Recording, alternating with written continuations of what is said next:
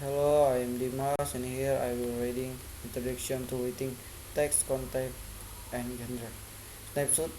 Writing adalah salah satu bentuk perwujudan linguistik kompetensi yang dideskripsikan dalam bentuk penggunaan bahasa tulis selain dalam bentuk bahasa lisan.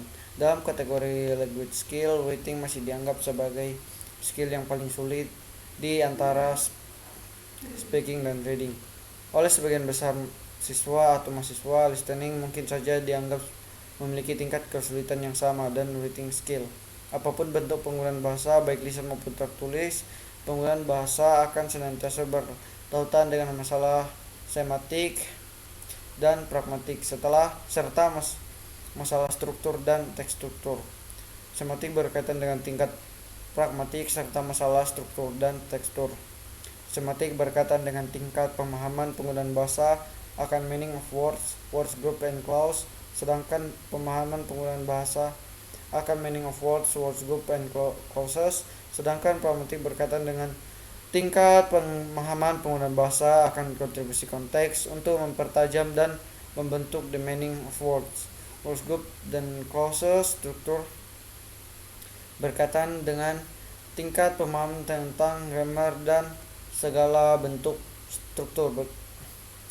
peraturan tata bahasa untuk menjamin ketepatan penggunaan kalimat dengan segala bentuk communicative experience lainnya. Sedangkan tekstur berkaitan dengan masalah kejelasan clarity secara keseluruhan. Tujuan utama suatu informasi, gagasan atau pesan yang dituangkan dalam sebuah teks secara utuh. Sebelum memasuki pembahasan utama buku ini, yaitu writing clause, saya akan mengajak Anda untuk terlebih dahulu memahami tentang writing and language function dan text and context communication in detailed patterns writing and speaking. Setelah aktivitas penggunaan bahasa dalam bentuk speaking dan reading, aktivitas writing adalah salah satu bentuk manifestasi pemanfaatan bahasa sebagai media komunikasi. Penggunaan bahasa Inggris sebagai bahasa asing seperti masyarakat Indonesia akan senantiasa mendapati bahwa writing tidaklah semudah speaking. Walaupun keduanya dianggap sebagai bentuk manifestasi aktif penggunaan bahasa encoding dalam kegiatan writing, penulis sebagai narasumber tidak dalam situasi berhadapan face to face dengan pembaca sebagai target informasi. Oleh karena itu, jika terjadi misinterpreting karena pembaca misinterpreting the text, akibat bisa fatal. Di dalam aktivitas speaking, narasumber bisa menggunakan sekaligus seluruh linguistik dan ekstra linguistik kompetens untuk membantu membuat informasi, gagasan, atau pesan sehingga komunikatif purpose menjadi lebih jelas. Misalnya, selain narasumber bisa menggunakan bahasa dengan ketepatan penggunaan grammarnya, dia juga bisa menggunakan bahasa dengan ketepatan penggunaan grammar. Dia juga bisa menggunakan gerakan tubuh, gerakan tangan, dan facial experience dalam menjelaskan informasi yang dimaksud.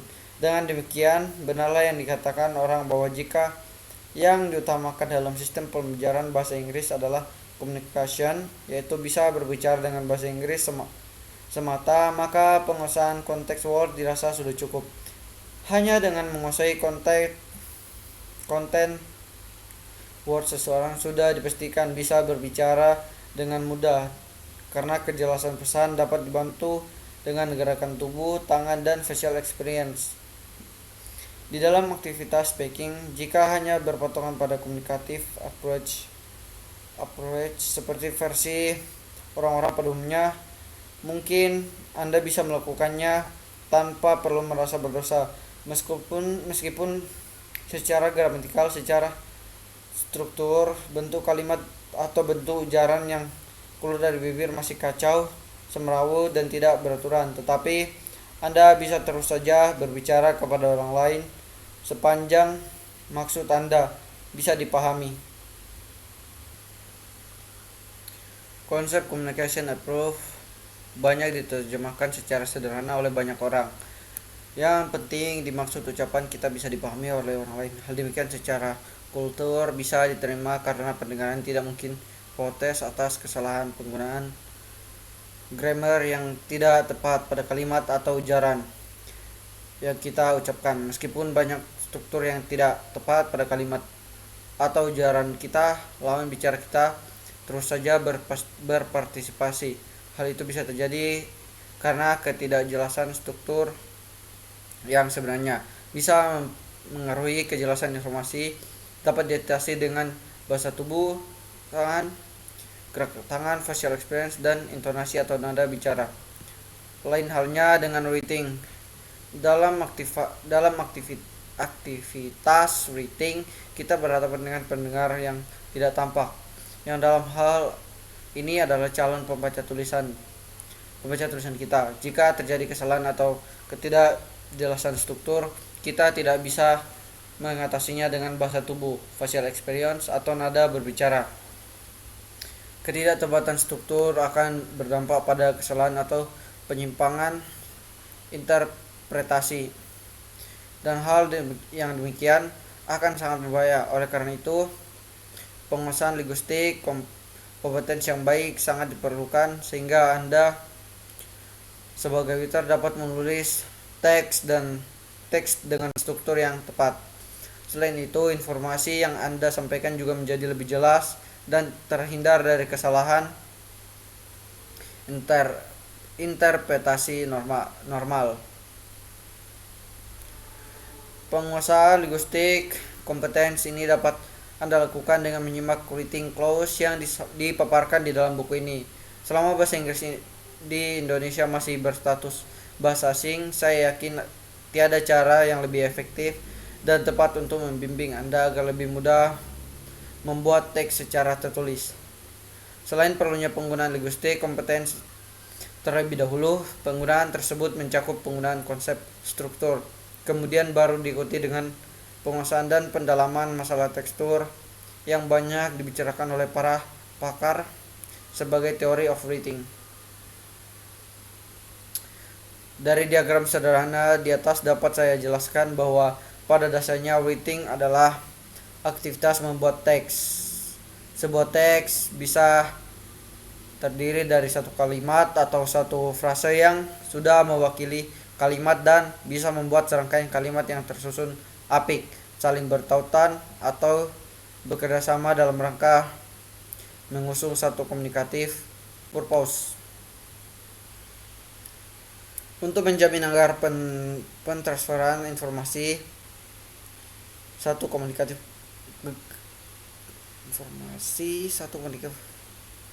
gagasan atau pesan dapat berjalan lancar, diperlukan penguasaan struktur dan tekstur oleh penulis teks. Penguasaan struktur pada dasarnya merupakan penguasaan aturan kebahasaan dan tata bahasa, atau yang lebih populer disebut sebagai linguistic competence. Sementara penguasaan tekstur merupakan penguasaan tata krama atau etika menulis.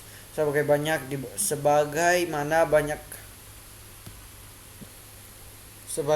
dibahas di dalam buku-buku tentang teori menulis. Teori mengenai bagaimana sebuah paragraf disusun dengan satu main idea, topik sentence, supporting sentence, dan bagaimana menciptakan sebuah teks yang kohesif dan koheren. Writing adalah satu bentuk aktivitas komunikasi yang melibatkan penggunaan satu bahasa. Dalam setiap bentuk komunikasi efektif akan senantiasa dilibatkan dua pihak, sumber informasi dan penerima informasi, yang kemudian bisa diteruskan dengan aktivitas sharing informasi. Sesuatu yang berbeda di dalam aktivitas writing adalah banyak pihak writer sebagai the source of information atau information producer, sedang dalam suasana absensi pihak penerima informasi. Hal demikian menyebabkan pihak penulis harus berperan ganda, yaitu sebagai sumber informasi dan sebagai penerima informasi sekaligus. Hal demikian terjadi karena sebelum hasil tulisan tersebut dibaca oleh pihak penerima informasi sebagai pihak memberi informasi, dia harus mengevaluasi pemahaman dirinya sendiri tentang apa yang sudah ditulisnya tersebut. Dengan kata lain, selain menjadi pihak pemberi informasi, seorang penulis juga harus menjadi calon penerima informasi atau sebagai prospective reader dalam proses penulisan teks. Kondisi akan menjadi sulit jika penulis teks tidak. Language meta function. Telah disebutkan di depan bahwa sebuah teks dapat terdiri dari satu kalimat atau serangkaian kalimat yang terjalin apik untuk mengusung satu bentuk informasi, gagasan atau pesan kepada prospective readers. Selain dapat didefinisikan sebagai bentuk penggunaan bahasa secara tertulis, sebuah teks juga dapat didefinisikan sebagai segala bentuk penggunaan bahasa termasuk penggunaan bahasa lisan. Dua orang yang sedang melakukan dialog berunding tentang suatu hal dapat dikatakan bahwa mereka secara tidak langsung sedang dalam proses membuat sebuah teks. Jika segala bentuk ucapan atau kalimat yang mereka ungkapkan kemudian ditulis, maka Anda akan mendapati suatu bentuk spoken language yang juga merupakan sebuah bentuk written text. Meskipun sebuah teks dapat berupa sebuah kalimat, akan tetapi saya lebih suka memberikan kriteria bahwa sebuah teks minimal harus terbentuk atas serangkaian kalimat yang tersusun dan terjalin sedemikian rupa, saling bertaut dan bekerja sama dalam rangka mengusung satu bentuk informasi dari penulis teks untuk prospective reader. Mengapa demikian? Dalam setiap bentuk aktivitas komunikasi yang merupakan aktivitas pemanfaatan media bahasa, rasanya komunikasi yang merupakan aktivitas pemanfaatan media bahasa, rasanya tidaklah mungkin bagi kita untuk hanya membuat satu kalimat atau hanya menggunakan satu kalimat saja. Satu bentuk informasi, gagasan atau pesan tidaklah mungkin hanya digunakan dalam satu kalimat saja, kecuali jika satu kalimat tersebut sudah merupakan ringkasan dari beberapa kalimat. Di stasiun pengisian bahan bakar, Anda akan menemukan tanda-tanda seperti berikut. Jika dilihat dari linguistic point of view, semua tanda di atas sudah merupakan bentuk tiga buah teks yang berbeda, masing-masing mengusung pesan berbeda kepada pembaca atau penglihat. Sing one merupakan ringkasan sebuah teks panjang yang bisa terlihat seperti berikut. Because this place is full of flammable fluids, everyone must be careful. The smoke area not allowed to smoke here. Expect they can be responsible for the emergence cause of the loss in case an explosion happens because of the cigarettes. Therefore, please don't smoke. Sing 2 merupakan ringkasan dari sebuah teks panjang yang bisa terlihat seperti berikut. This place is personal, which can be dangerous for anybody to enter. Expect those who are authorized in church. Therefore, you are not allowed to enter this place, or you will be fined in case you were found getting in. Please don't enter this so that you will not have to pay any fine for careless acts. Things 3 merupakan ringkasan dari sebuah teks panjang yang terlihat seperti berikut. You are not allowed to go straight on turn right. You will find a dead and if you go straight. If you turn right, you will against the traffic and it can endanger your safety. You will be pulled out by a policeman and be fined for breaking the regulation. To find your comfort of the driving, please turn left and have a nice drive. Dari penjelasan di atas dapat disimpulkan bahwa sebuah written text lebih merupakan suatu bentuk rangkaian kalimat yang tersusun formally menurut aturan kebahasaan yang sudah baku dibandingkan dengan pengindahan konsep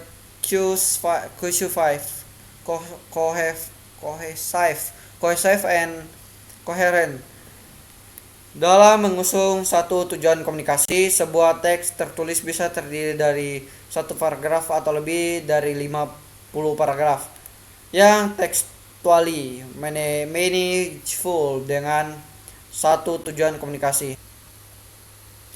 Jika Anda mengamati sebuah written text, Anda dapat menemukan tiga macam fungsi bahasa. Satu, intensional, dua, interpersonal, dan tiga, tekstual. Sebagaimana dikatakan oleh pakar bahasa M.A.K. Haliday dalam buku Functional Grammar, dengan berkiblat pada rumusan Haliday tersebut, saya bermaksud menunjukkan kepada Anda bahwa ketika Anda membaca satu bentuk written text, Anda akan mendapati tiga macam makna, meaning, tujuan, atau fungsi. Demikian juga jika Anda menulis sebuah teks secara tidak sadar, Anda akan menemukan tiga macam fungsi tersebut. Dengan demikian, jika dilihat dari sisi penulis, sebuah written text memiliki tiga buah fungsi. Jika dilihat dari sisi pembaca, sebuah written text memiliki tiga buah makna. Terlebih dahulu, perhatikan dan bacalah teks berikut ini. Karanganyar is a small town located about 30 kilometers to east of Solo. It is located in the slope low mountains which considered to be the dead volcanic mountain. As located in the slope, it always has cool weather all the times either. In the dry of rainy season, many city persons like to visit this place for the fresh and wonderful panoramic natural views. Besides it has one of the most wonderful waterfalls in Indonesia. It is a small nice park which is very good for the family to have relaxation in the. It is always very easy to reach the place as there are many kinds of public transports that can anyone wants to visit the place, and anyone who wants to visit the place doesn't need to be worried about the meals because it is always easy to taste different kinds of food served by the local people in their food stall. Furthermore, the cost of living is fairly cheap, including food and clothes. Dari teks yang sangat sederhana tersebut, Anda akan mendapati tiga macam makna. Additional meaning adalah makna, tujuan, atau fungsi. Additional meaning adalah makna, tujuan, atau fungsi yang datang dari luar diri penulis. Dari setiap kalimat yang tertuang di dalam teks di atas, Anda akan mendapati makna realita tentang alam, kondisi, pengalaman masa lalu, ataupun sekarang, dan sebagainya. Yang semuanya merupakan makna realita yang sebenarnya. Pada teks di atas, penulis menginformasikan satu tempat dengan nama Karanganyar. Dalam hal ini, posisi penulis teks hanya sebagai dalang yang berada di balik layar, hanya bercerita apa adanya. Pada functional grammar oleh Haliday, makna demikian dapat dilihat dari proses pada perikat kalimatnya. Karanganyar is a small town located about 30 kilometers to the east of Solo. It is located in the slope of Lawu Mountain, which is considered to be the dead volcanic mountain. As located in the slope, it is always has cool weather all the time, either in the dry or rainy season. Dari kalimat pertama di atas dapat kita simpulkan bahwa penulis hanya sebatas menggambarkan tentang Karanganyar. Tidak mungkin penulis akan mengganti kalimatnya dengan Karanganyar is a big city located about 10 kilometers to the east of Solo. Demikian juga kalimat kedua ditulis it is located in the slope of Merapi Mountain, which is considered to be the dead volcanic mountain. Jika ditulis demikian, penulis tidak lagi menginformasikan data yang ada. Demikianlah Dapat saya jelaskan kepada Anda apa yang dimaksud dengan intentional meaning. Elemen-elemen beberapa kalimat di dalam teks tersebut dengan berkiblat pada functional grammar akan saya jelaskan dengan memisahkan sebagai berikut. Subjek, objek, komplement yang diwakili participium, sedangkan predikat diwakili oleh proses, dan adverb phrase of adverb clause diwakili oleh circumstance. Kalimat yang digarisbawahi menunjukkan embedded clause. Karanganyar is a small town located about 30 kilometers to the east of Solo. It is located in the slope of Lawu Mountain, which is considered to be the dead volcanic mountain. As located in the slope, it is always has cool weather all the times, either in the dry or rainy season.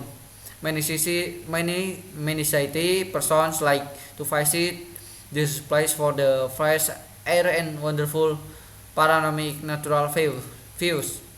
Besides, it is one of the most wonderful waterfalls in Indonesia. It has a small nice park which is very good for the family to have relaxation in. In personal meaning. Personal meaning adalah makna atau tujuan yang datang dari diri penulis dan tertuang pada kalimat yang ditulis. Pada functional grammar, makna ini dipresentasikan pada penggunaan subjek dan finite, yang kemudian disebut MOD, yang sebelumnya disebut residu. Ketika kita lihat kembali beberapa kalimat berikut. Dalam mengungkapkan kalimat yang pertama, selain penulis bercerita tentang realitas suatu tempat yang bernama Karanganyar, dia juga memiliki maksud tertentu dari dirinya sendiri. Ini dapat dilihat dari subjek dan auxiliary di bagian predikat yang disebut interpersonal meaning. Karena dalam menuliskan setiap kalimat pasti terdapat maksud tertentu yang ingin disaringkan kepada penulis pembaca. Jika kalimat pertama dikupas, maka personal meaning dari sisi penulis adalah sebagai berikut. Interpersonal meaning yang pada kalimat ketiga dapat disusun berikut. Lanjut, 3. Textual meaning. Textual meaning adalah satu makna utuh dari keseluruhan teks yang ditulis. Jika merupakan kesimpulan maksud atau tujuan ditulisnya sebuah teks, textual meaning lebih merupakan komunikatif purpose suatu teks yang bukan bersifat kalimat per kalimat, akan tetapi berupa makna yang disimpulkan atas rangkaian kalimat dari yang pertama hingga terakhir. Akan tetapi berupa makna yang disimpulkan atas rangkaian suatu tujuan atau pasti memiliki communicative purpose. Inilah yang dimaksud dengan textual meaning. Jika Anda mengerti teks di atas, pasti Anda bisa menyimpulkan communicative purpose yang terkandung dalam teks tersebut. Textual meaning merupakan kolaborasi atas ideational meaning dan interpersonal meaning, dan memiliki sifat partial karena dikutip dari kalimat per kalimat. Sementara textual meaning yang merupakan the goal or aim of the text dikutip dari pertalian dan kesinambungan antar kalimat yang satu dengan kalimat yang lain dalam satu konteks yang utuh untuk mengusung suatu komunikatif purpose. Jika rangkaian antar kalimat tersebut tidak tersusun secara kohesif dan koheren, maka textual meaning menjadi tidak jelas. Oleh karena itu, agar textual meaning menjadi jelas, sebuah teks harus ditulis cohesively dan coherently. Dalam konteks textual meaning, hal yang penting bagi Anda sebagai pembaca adalah kemampuan menyimpulkan komunikatif purpose pada teks yang Anda baca. Dan tujuan akhir seorang penulis teks, hal yang Anda lakukan adalah bagaimana Anda bisa memperjelas communicative purpose dari teks. yang Anda tulis dengan konsep textual meaning. Dalam hal ini, penggunaan cohesive dan coherent device menjadi sangat diutamakan. Dilihat dari konsep textual meaning, apakah kira-kira communicative purpose dari teks di atas? Function grammar merupakan petunjuk untuk menciptakan textual meaning sehingga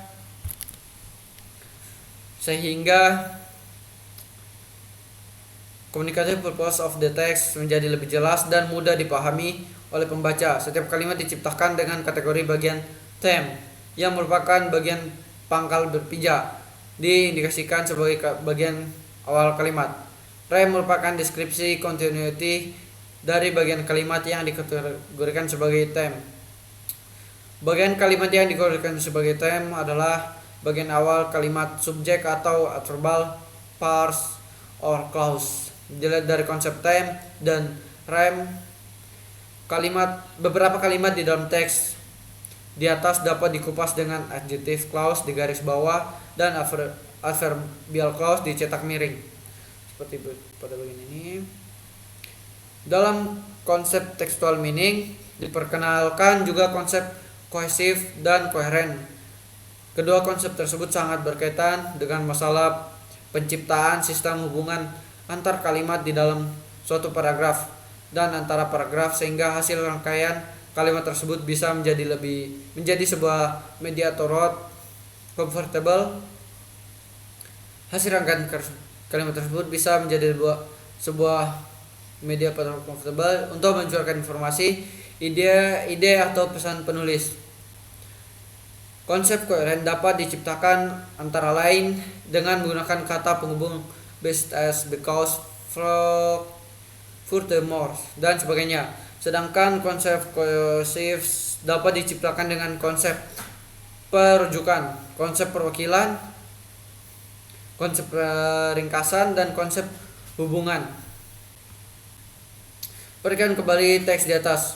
Apa akibatnya jika kata penghubung tersebut dihilangkan? Apakah munculnya informasi masih terasa nyaman? Tidak, bukan.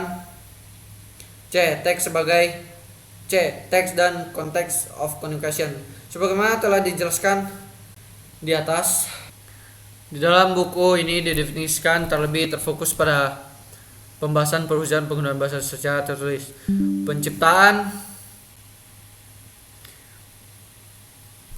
Penciptaan sebuah written text sangat tergantung pada kemampuan seorang dalam menuangkan informasi, ide, atau pesan, kemudian direpresentasikan dalam bentuk rangkaian kalimat-kalimat sedemikian rupa sehingga konteks atau kumpulan kalimat-kalimat tersebut menjadi textually meaningful. Secara praktis dapat saya katakan bahwa the quality of the text depends on this writing skill. Sebagian dari kita mungkin masih ragu-ragu menjawab letak makna sebuah teks. The meaning of a text tidak saja terletak pada the meaning of words.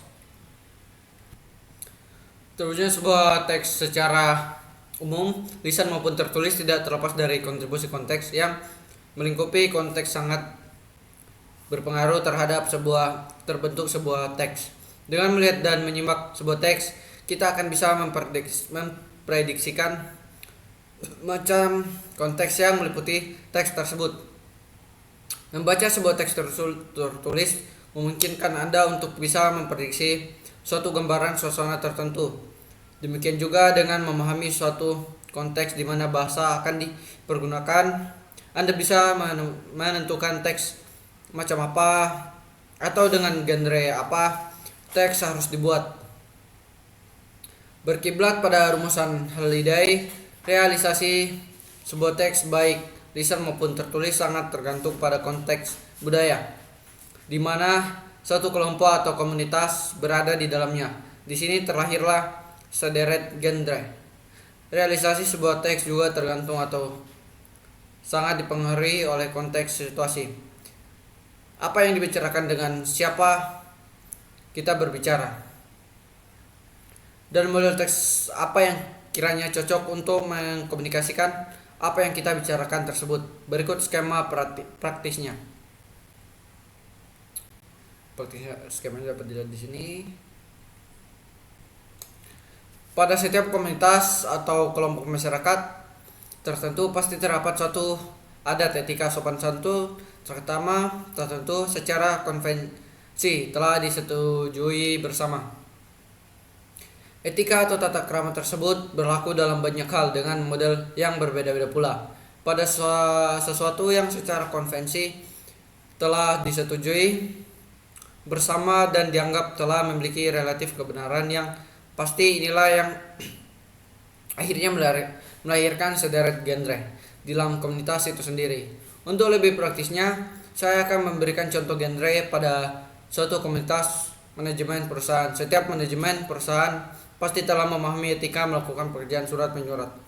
Mereka pasti sudah memahami bagaimana sebuah surat penawaran harus dibuat, yang pasti surat tersebut berbeda dengan surat permintaan. Kenapa? Ini disebabkan kedua jenis surat tersebut memiliki genre yang berbeda, dan masing-masing pihak di dalam manajemen perusahaan tersebut pasti sudah memahami dan sepakat dengan genre of sales letter atau genre of inquiry.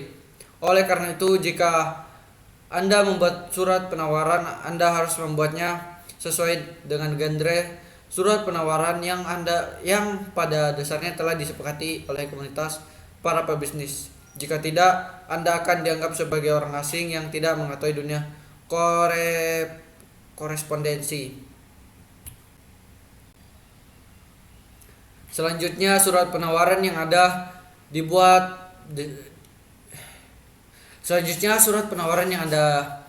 buat disebut written text. Penulisnya sangat tergantung pada sebuah genre yang terlahir dari suatu konteks budaya orang-orang pebisnis di lingkungan perusahaan.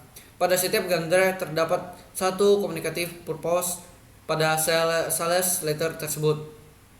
Communicative purpose-nya adalah memberikan informasi suatu jenis produk lengkap dengan harga dan persyaratan pembelinya. Giving information about products, price and terms and other expectations from the prospective customers. Hubungan antara cultural context dengan textualization sangat hebat dan erat, sebagaimana tergambarkan pada skema di atas. Warna dan kualitas teks sangat dipengaruhi atau ditentukan oleh situational context. Jika digambarkan secara lebih detail, hubungan antara cultural context dengan situational context adalah sebagai berikut. Dalam konteks budaya, sebagaimana telah digambarkan sebagai etika atau tata krama pada komunitas pekerja, kantoran, atau perusahaan, di atas terdapat berbagai macam konteks situasi atau konteks urusan. Hal tersebut akan berpengaruh terhadap terwujudnya sebuah teks yang efektif. Konteks budaya pada unit korespondensi yang melahirkan genre di bidang korespondensi akan melahirkan beberapa konteks urusan yang berupa konteks korespondensi pemasaran, konteks korespondensi penjualan, konteks korespondensi pemesanan barang, dan sebagainya. Di dalam sebuah situational konteks terdapat 3 macam elemen yang berkontribusi di dalamnya, yaitu file, tenor, and mode. Situational konteks pada genre yang bermaksud menawarkan atau memberikan informasi tentang suatu produk akan mengenai bentuk teks yang akan dibuat. Register, file, macam produk apa yang ditawarkan, kualitas, harga, persyaratan pemesanan, dan sebagainya. Tenor, status jabatan, dan seberapa dekat hubungan antara kedua belah pihak. Jika penawaran tersebut dilakukan secara tertulis, maka hal tersebut menunjukkan status jawaban dan seberapa dekat hubungan antara penulis surat dengan calon pembaca surat. Hal demikian akan berpengaruh terhadap tingkat formalitas penggunaan bahasa. Mode merupakan keputusan pemilihan model pengguna bahasa.